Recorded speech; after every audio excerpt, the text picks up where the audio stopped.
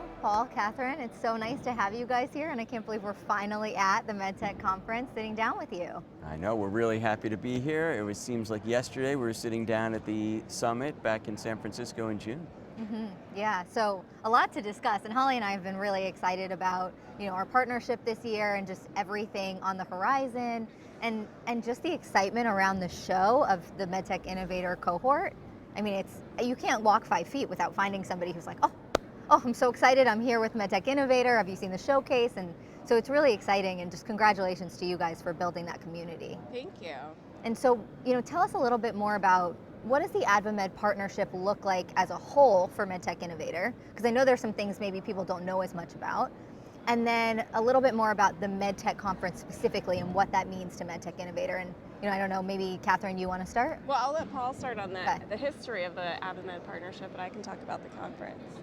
So it's really interesting. So I remember I was a venture capitalist when I started MedTech Innovator, and I had been going to the MedTech Conference in DC, where it used to be every single year. And at that point in time, there were very few startups that were coming to the conference unless they were paying for one of the slots in the showcase that they had back then. And they tended to be in a smaller room, kind of off to the side somewhere, and it wasn't part of all this. And I remember thinking, like, a lot of the West Coast people don't come to this East Coast conference, and it's incredible. It's like the leadership of the industry is here, the startups need to be here. So we sponsored an actual contest for an innovator to have basically a fully paid trip to DC and to be able to present fully paid, package to, tickets, presentation fee, the whole thing. And that was the first time we did something with AdvaMed back in 2014.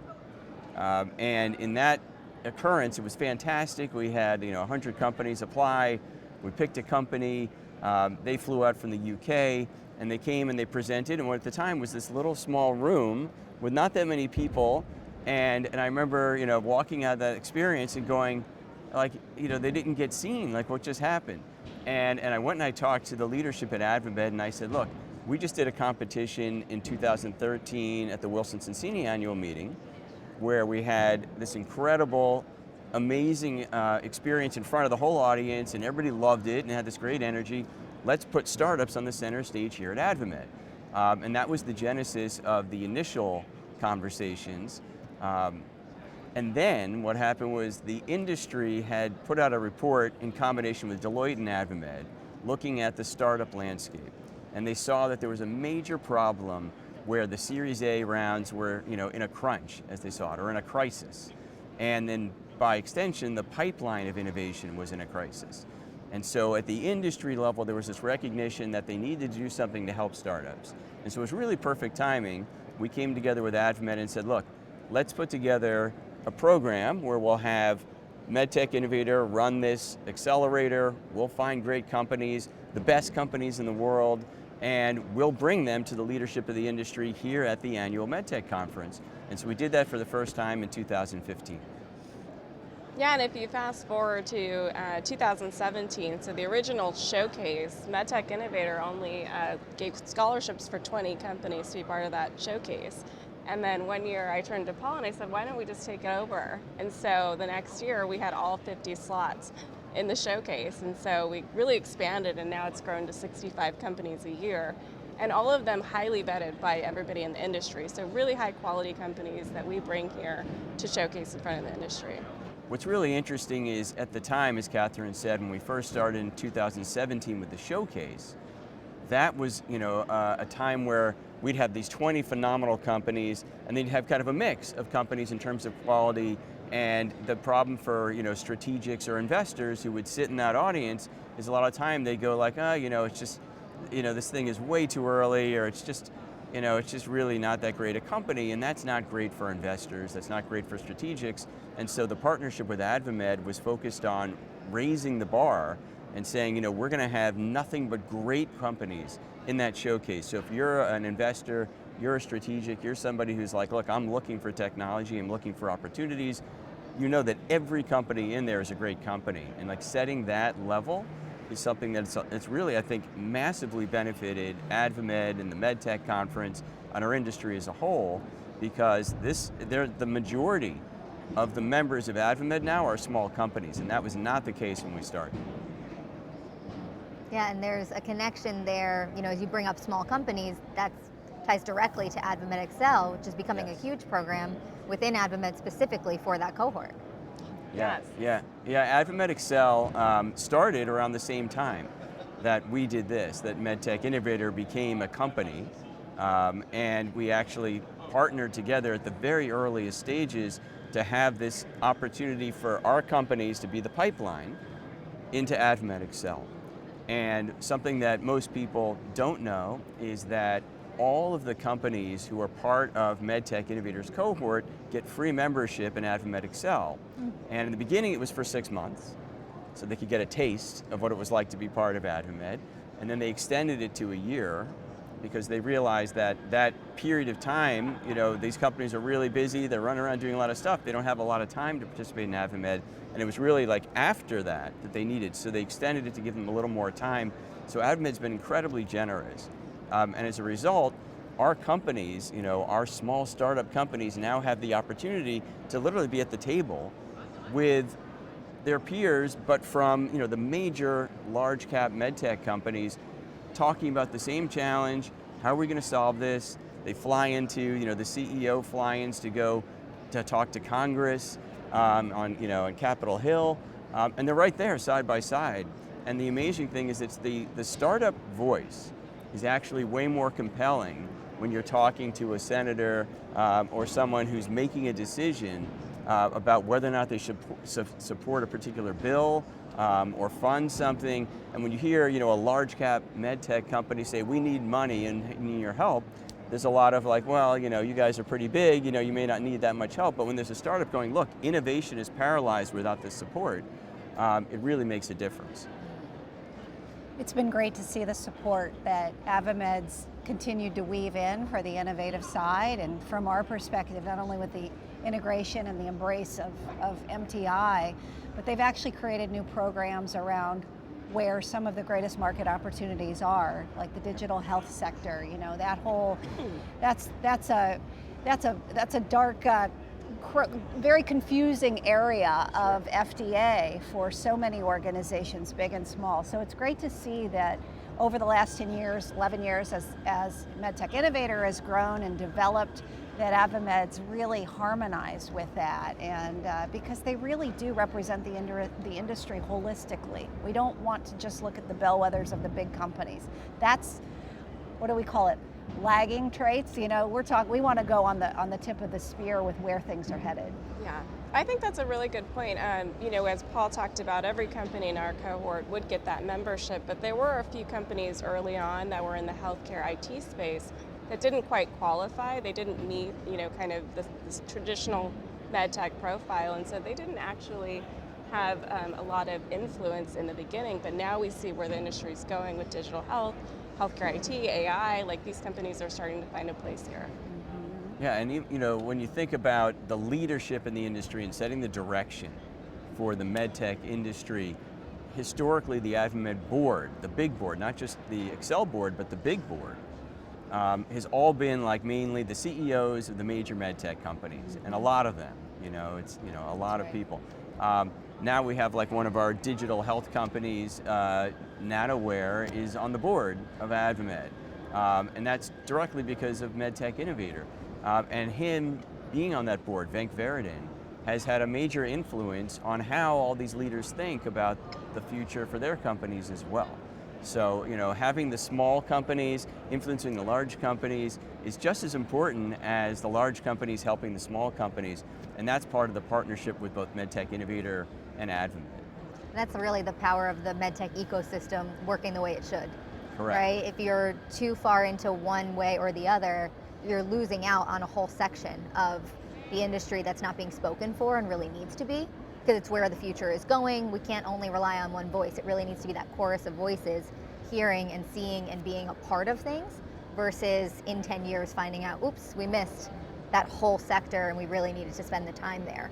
So all of these partnerships and all of these voices coming together is incredibly important to the future of the MedTech ecosystem. Yeah, what's the thing that I always think is really lost on a lot of people is that, I think it's well known that the large companies, most of their products came from a small company that they acquired. And I think a lot of the strategics have had this long-standing belief that, well, we'll see these companies eventually. They'll show up on our doorstep and we'll pay maybe a premium at the time, but we'll buy them when the time is right. And we'll see it. We're name the company, we're J&J, we're Edwards, we're Baxter, whatever, we're the big brand, and it's going to come to us eventually. And those companies, a lot of them have now recognized, and that's why they partner with MedTech Innovator, that they may not see that company, not because they're not the big player in the space. That company just may run out of gas. That company may make some strategic mistakes along the way that makes it so that the product is not attractive, the product is not priced properly, it can't be priced properly because the cost of goods are too high, the clinical trials are done on the wrong population, whatever it might be, and they're not going to get that innovation. And so they recognize, and that's why AdvaMed and MedTech Innovator, I think, have gone so deep into this startup landscape, is to have the pipeline be strengthened. So it's not just like luck that it shows up on your doorstep, that it's there because we helped it get there in the first place. It really is a shared responsibility. It's a shared responsibility with the corporate strategics. It's a shared responsibility with the investors, with AdvaMed, with the lobbying organizations, with DC, with FDA. FDA still has to respond to what we're asking of them. So if we don't prep that and keep those conversations warm and early, it becomes playing catch up at the end of the day. So it's great that we're trending in this direction, for sure. Heck of a lot's happened in 11 years. Really. A lot has happened. A lot. In 11 years, isn't it? Yes. Cool? Yes. So the first time that we did so every year we have a annual MedTech Innovator Finals competition. And that, for a lot of people, they think that's it. Like, people walk in the room and they're like, oh, this looks great.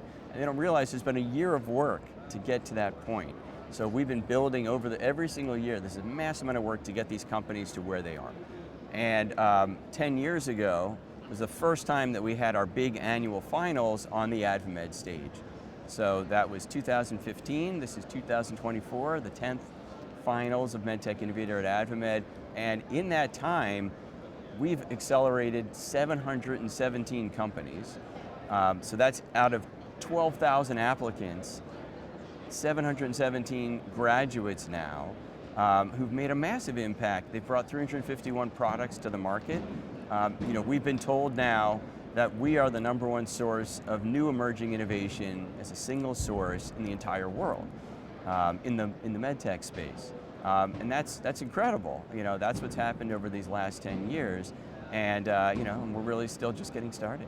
Yes, and we have to give some credit to the finalists last evening, right? Absolutely. Yes. Juniper Biomedical, Flow Medical, Neurobionics, Same, which ended up winning, of course, BrainSpace.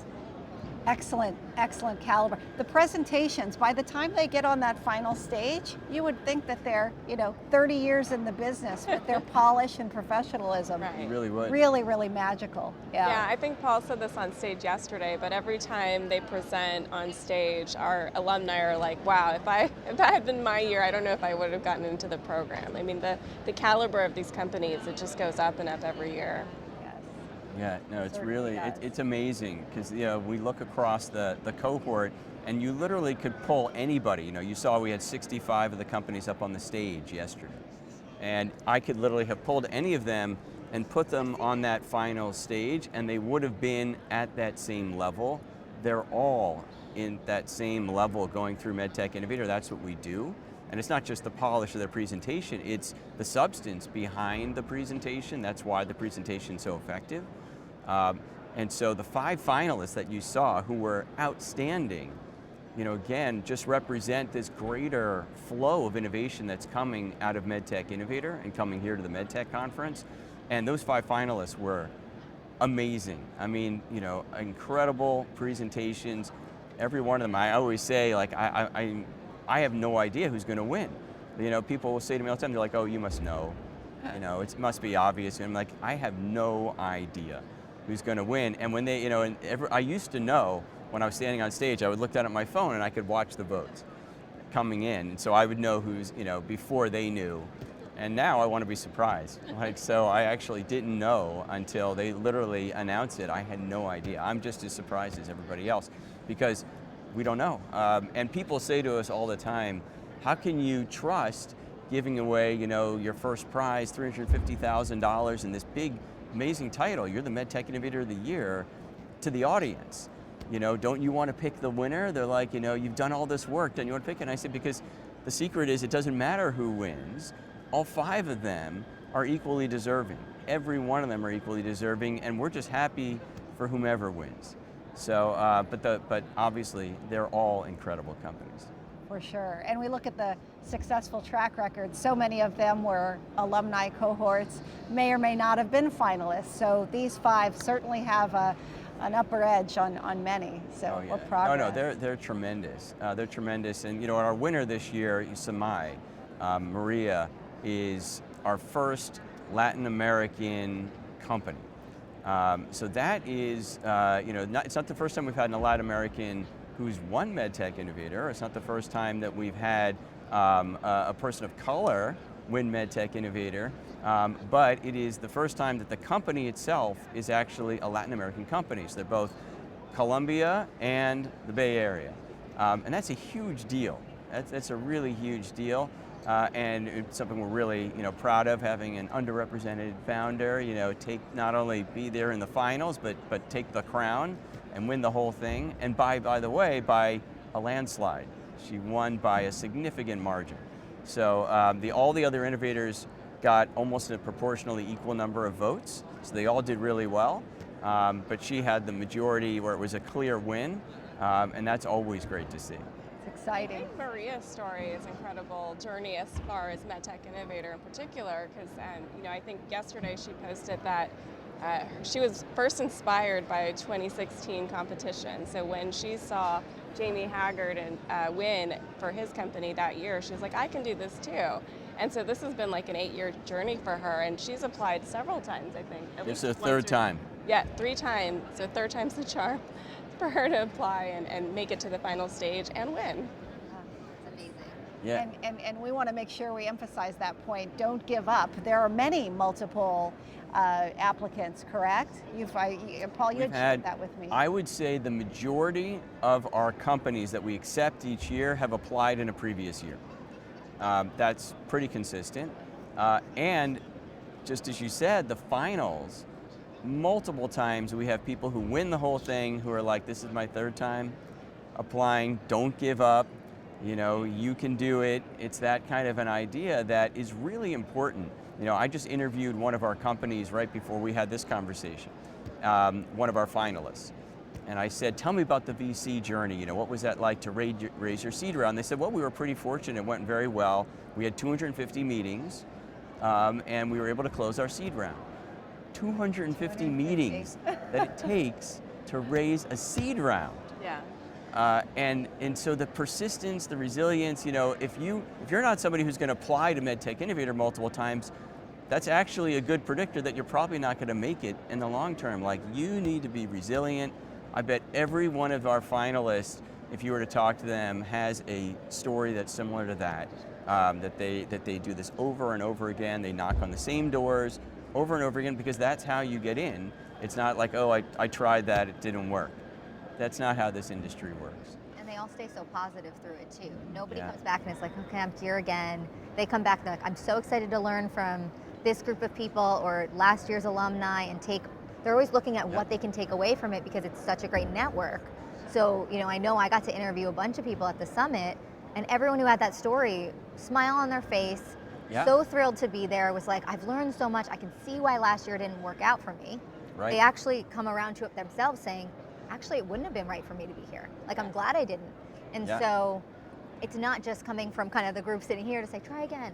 But it really does resonate from the people who are doing it year in and year out. Yeah. Yeah, I think it really speaks to what we do for the industry. When you talk about the program or the progress that it took to get here, everything that went into the diligence and the selection, the companies get a lot of exposure through that process. We even have had companies that applied and got a VC investment, and I don't know if we can talk about who that company is, but they just exited. So, and as a result of the connection that was made just by applying to MedTech Innovator. And as you noted, like a lot of these companies, they don't get in the first time, but they've had a lot of exposure to our ecosystem and our network. They stay in touch, they talk to alumni, they learn, and then they apply again. And sometimes it really is just about timing and where they are as a company and when it's right for them to be part of our program.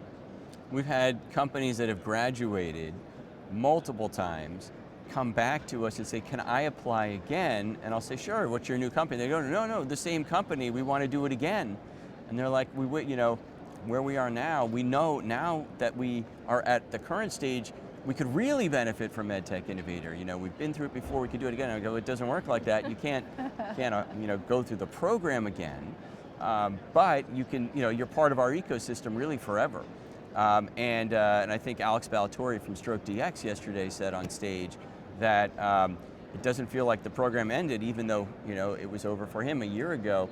He's still so engaged. He's still so part of this ecosystem, our network, our ecosystem, the extended ecosystem, that it doesn't ever end. And that's part of the secret of being a MedTech Innovator, is you're really in it for life. Yeah. Well, we're so excited for everything that's happened this year and to see what 2025 holds for MedTech Innovator and all the cohort companies, because we know it's not just about the 5 finalists, it's the continued kind of work going on, and thrilled to be a part of the partnership and ecosystem with you both. No, we love working with you guys. It's been fantastic having this partnership. We're looking forward to so much more, hopefully together as well. And when I look at the opportunity that we all have in front of us, I mean, you provide such an essential service for our industry and for our startups. And having that opportunity for them to learn from the best, to work with the best, to learn from the best, is what this is all about. It's what this is literally all about. It's like, why do we bring them to the MedTech Conference every year? It's because this is where the leadership is, this is where the experts are, this is where best of class is, and that's why we want them to be here, and as I said, that's why we're thrilled to be working with you. Picking up on what Paul said about the service to what you guys do for the industry, I think you touched on it before, which is visibility. Giving people that spotlight. I mean, the whole reason we partner with the MedTech Conference is we wanted the biggest stage in the industry to put our innovators, and so that's why we're here year after year doing this. And I think both of what we're doing here is providing these companies with spotlight. It's incredibly rewarding to work with the young companies and watch their growth and scale, and see how it elevates the industry overall. Yeah, it absolutely is. I mean, I say this all the time, when the innovators come up to us and say, thank you so much, like, oh my God, I can't believe I'm here, and all these things that we have, opportunity now. And I always say, like, thank you, because without you, I wouldn't have a job. It's these innovators that make it possible for us to do what we do. And it's a symbiosis, right? We have to have that relationship. And they make it fun. And it's fun, exactly, as well. Exactly. Yeah. Well, thanks so much for taking time, and we're really excited to see what's next. So. We are too, and looking forward to 2025. Great. Thank you for San having me. Diego next year. Yeah. San Diego Yes. 2025. We'll see you before that on the road show, but Yes, you with will. AdvaMed, we'll see it in Right. San See, Diego. now you're part of the family, so now you can't leave either. Yeah, I'm still not making anything for Never Thanksgiving. I don't cook, so. Thanks so much for joining us today. Be well.